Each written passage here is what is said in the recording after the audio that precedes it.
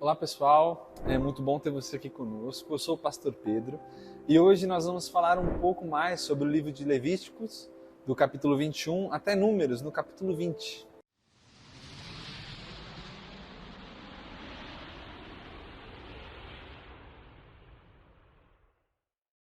Você provavelmente já sabe que o livro de Levítico se inicia logo depois da saída do povo de Israel do Egito. E mesmo Deus, tendo libertado o povo com grande poder, sinais e maravilhas, rapidamente o povo se rebela, se esquece dos caminhos de Deus. Vide aí o episódio do bezerro de ouro, em Êxodo no 32. E a intenção de Deus era se relacionar com o seu povo, que o povo desfrutasse de sua presença no meio do acampamento. Só que a infidelidade, os pecados do povo não tornavam isso impossível, inviável. E o livro de Levítico é esse caminho de purificação e santidades propostos, exigido por Deus, para que o povo fosse capaz de se achegar até a sua presença, de desfrutar da sua presença no meio do acampamento. Isso é o livro de Levítico. É esse caminho de santidade proposto e exigido por Deus. E nós vamos começar hoje a partir do capítulo 21. E nesse capítulo, até o capítulo 22, nós vamos encontrar as exigências de Deus para os sacerdotes. Nós sabemos que todo o povo deveria passar por rituais de purificação, por ritos de limpeza, mas aos sacerdotes foi cobrado um rigor de santidade, um rigor moral muito mais alto, porque eles tinham um papel ímpar no meio do povo, nessa relação com Deus, porque eram eles que representavam o povo diante de Deus. Por mais que todo o povo se purificasse, todo o povo tivesse que buscar a santidade, eram apenas os sacerdotes que entravam no tabernáculo, na tenda do encontro e sacrificavam. Então a estes foi exigido assim o mais alto grau, o mais alto rigor de santidade, purificação. Inclusive porque o caminho inverso também era verdade. Se eles representavam o povo diante de Deus, eles também representavam Deus diante do povo. Então tudo da vida deles, os relacionamentos, a alimentação, as vestimentas, o que eles podiam ou não fazer, precisava ser observado e cumprido à risca, porque eles não poderiam se achegar até a presença de Deus de qualquer maneira. Por exemplo, no capítulo 10, a gente vai ver a trágica história dos filhos de Arão, que tentam entrar no tabernáculo de qualquer maneira e são consumidos pela santidade de Deus. Então é isso que nós vamos encontrar nessa sessão dos capítulos 21 a 22.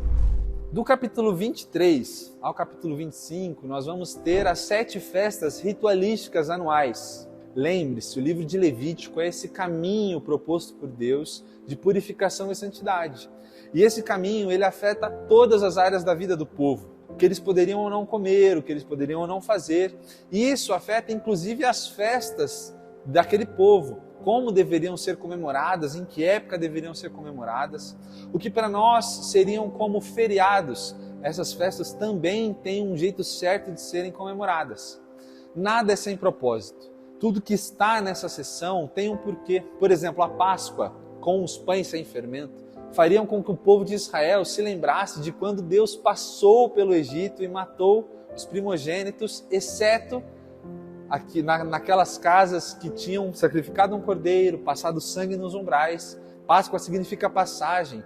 E nesse dia em que Deus passou pelo Egito, o povo, além de comer o cordeiro, também comeu pães sem fermentos, que era um símbolo cultural de pureza. Então tudo que está descrito nessa sessão não é sem motivo. Cada coisa, cada festa celebrada aqui conta parte da história de Deus com o seu povo e parte do caráter de Deus. A festa das primícias faria com que o povo se lembrasse de que Deus proveu a entrada numa terra fértil. A festa das cabanas faria com que o povo se lembrasse que Deus se fez presente, inclusive no deserto. Nada que está aqui é sem motivo. Tudo que está aqui tem um porquê e remonta a parte da história e do caráter de Deus. Para além das 7 festas anuais, nós temos também 2 ocasiões que não eram anuais, mas que também precisavam ser cumpridas à risca, que é o ano sabático da terra e o ano do jubileu. O ano sabático da terra seria um ano que o povo não trabalharia a terra, não plantaria, não colheria. Eles teriam que confiar exclusivamente na bondosa provisão de Deus. Isso é um exercício de confiança no caráter de Deus. Além do ano sabático da terra, tem também o ano do jubileu, ou o ano da restituição, da retribuição. mostra o que se esperava do povo de Deus: generosidade, bondade e igualdade, onde a bênção de Deus era para todos. E agora nós chegamos ao encerramento do livro de Levítico, nos capítulos 26 e 27. E o livro se encerra com um chamado à obediência, um apelo à obediência. E aqui nessa sessão são propostos para o povo de Israel 2 caminhos possíveis.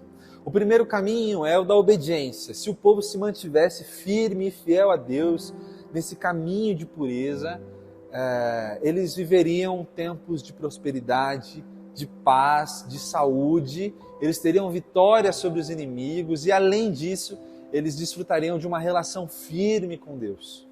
E o outro caminho é o caminho de infidelidade. Se o povo de Israel não seguisse os decretos desse livro, se desviasse dos caminhos de Deus, ao invés de bênção, prosperidade e saúde, eles viveriam sobre maldição, sobre escassez, sobre dificuldades. Eles não teriam vitória sobre os inimigos, pelo contrário, os inimigos os derrotariam, os subjugariam e os escravizariam. Contudo, Deus diz que não os abandonaria. Deus não abriria mão de Israel e diz que mesmo se eles estivessem sob escravidão em outra terra, Ele iria atrás deles e daria um jeito de resgatá-los e trazê-los de volta a esse caminho de santidade. Isso é lindo porque mostra o caráter misericordioso e amoroso de Deus. Isso é realmente incrível. E assim se encerra o livro de Levítico. E agora nós damos início ao livro de Números. Deus tira o povo do Egito, liberta o povo do Egito, leva-os até o Monte Sinai, faz uma aliança com esse povo e legisla a sua relação com esse povo, que é o livro de Levítico, que nós terminamos agora. E no livro de Números, Deus vai dar início a um novo capítulo na história do seu povo, levando-os a uma peregrinação do deserto rumo à terra prometida a Abraão tempos atrás. O livro de Números ele segue 3 grandes sessões com relatos de peregrinação e desobediência entre eles. Então a gente tem uma primeira grande sessão do capítulo 1 até o capítulo 10, que eles ainda estão no Monte Sinai. Aí vem uma sessão de peregrinação e desobediência e rebeldia. Depois a segunda grande sessão do capítulo 13 até o 19, que eles estão no deserto de Parã. Vem outro pequeno relato de rebeldia e peregrinação. E a última e terceira grande sessão, que são dos capítulos 22 a 36, que são os relatos quando o povo chega nas planícies de Moabe. Então vamos lá. Do capítulo 1 a 4, o povo ainda está no pé do Monte Sinai e Deus exige que Moisés faça um censo, faça uma pesquisa, faça uma contagem do povo. E é daí que vem o nome do livro, Números. Isso era importante para preservar a história de Israel e permitir que o povo dali em diante fosse guiado com ordem, vivesse com ordem. A partir desse censo, nós saberíamos onde cada família viveria, onde ficaria a casa de cada tribo, dentro do acampamento. Nós tínhamos o tabernáculo no centro e a partir desse censo seriam dispostas cada família nesse acampamento. A partir desse censo, nós saberíamos, por exemplo, quais homens iriam para a guerra, quais não iriam, quais trabalhariam a terra. Então, esse censo é muito importante para preservar a história de Israel. Também é muito importante como organização e gestão daquela fase daquele povo que estava sendo guiado por Deus. Agora, nós damos início a uma sessão que é um pouco mais difícil de ler, dos capítulos 5 até o capítulo 10, porque seguem-se inúmeras leis derivadas do código de pureza que a gente acabou de ler em Levítico. São aprofundamentos, são articulações das mesmas leis, só que aqui melhores trabalhadas e relembradas ao povo, que se o povo queria que o seu Deus Santo convivesse no meio do acampamento deles, eles também deveriam viver uma vida santa. Por isso que se dão tantas leis nessa sessão. Dando sequência, nós chegamos ao capítulo 10, ao capítulo 12.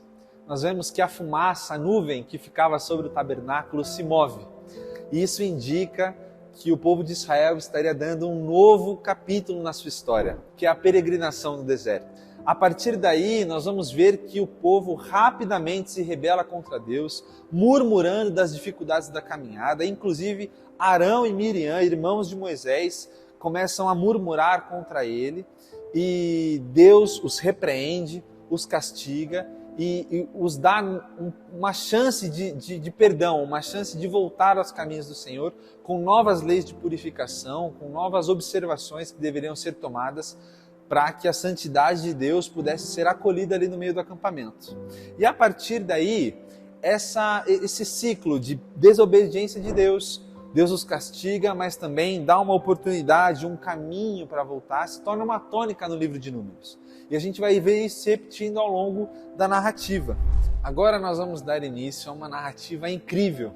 Dos capítulos 13 a 19 de Números, nós vamos ver que Deus ordena a Moisés que prepare, organize uma missão de espionagem, reconhecimento da terra.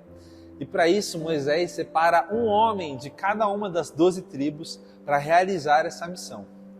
E apenas 2 desses homens, depois de terem espionado a terra, a saber, Josué e Caleb, confiaram que apesar das dificuldades, dos desafios que eles enfrentariam ali, Deus poderia dar a vitória a eles. Só esses 2 confiaram nisso, porque os outros 10 voltaram e inflamaram o povo em rebeldia e falaram: olha, a gente não vai conseguir, não vai dar certo, vamos voltar.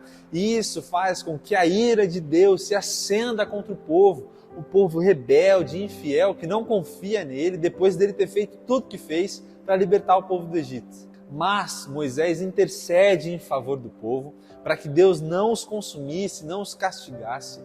E Deus atende o pedido de Moisés, Deus os perdoa, mas Deus não permite que essa geração que saiu do Egito entrasse na terra prometida. Por sua infidelidade e por não confiar no poder de Deus e no que ele poderia fazer, o povo estava destinado a peregrinar 40 anos no deserto, até que morressem todos e os seus filhos pudessem tomar posse da promessa de Deus da terra prometida. Josué e Caleb, os 2 espias que confiaram no que Deus poderia fazer, ficaram de fora desse decreto de Deus, assim como Moisés e Arão. Estes entrariam na terra prometida. E a gente vai ver que existe uma segunda rebelião. Outra vez o povo se rebela, só que dessa vez é mais grave, porque são os levitas. Lembre-se que estes tinham um papel diferente dentro do povo, eles tinham uma posição ímpar. Eram eles os responsáveis por intermediar a relação do povo com Deus. Por isso, quando eles se rebelam, o castigo de Deus é severo contra eles. O castigo de Deus é muito duro, porque os levitas, a estes era cobrado um rigor maior de pureza, santidade e moral. Contudo, Deus, mais uma vez, mostra a sua misericórdia, a sua bondade, renovando a sua aliança com Arão e com a sua casa, com os levitas. Quando a gente vê que a vara de Arão floresce, isso é Deus renovando a sua promessa com Arão, a sua casa e com Moisés. E agora nós vamos dar entrada num dos capítulos mais duros de toda a Escritura, que é Números, no capítulo 20. Mais uma vez, o povo se rebela, o povo de coração duro. Dessa vez por causa de sede. O povo tem sede na peregrinação. E Arão e Moisés vão interceder diante de Deus a respeito do povo. E Deus ordena que Moisés fale com uma rocha. E ao falar com essa rocha, jorraria água para que se matasse a sede do povo e também do rebanho. Só que enquanto Moisés está indo falar com a rocha, a murmuração do povo acende a sua ira, e ele, ao invés de falar com a rocha, ele acerta a rocha, bate na rocha 2 vezes, volta-se ao povo e diz: acaso nós precisaremos tirar água dessa rocha para vocês? Se colocando no lugar de Deus. E com isso, Moisés recebe a mesma punição, o mesmo destino do povo que saiu do deserto, que é o fato dele não entrar na terra prometida. Ele e Arão morreriam antes de pisar na terra prometida. É um texto duro, mas um texto que mostra o caráter e a santidade que era exigida do povo de Deus para todos, sem acepção de pessoas. Por hoje nós vamos parar aqui no capítulo 20, mas não deixe de acompanhar as nossas séries, o nosso panorama e de desfrutar dessa leitura bíblica conosco. Tenho certeza que nós seremos muito abençoados por Deus nesse caminho. Grande abraço e até mais.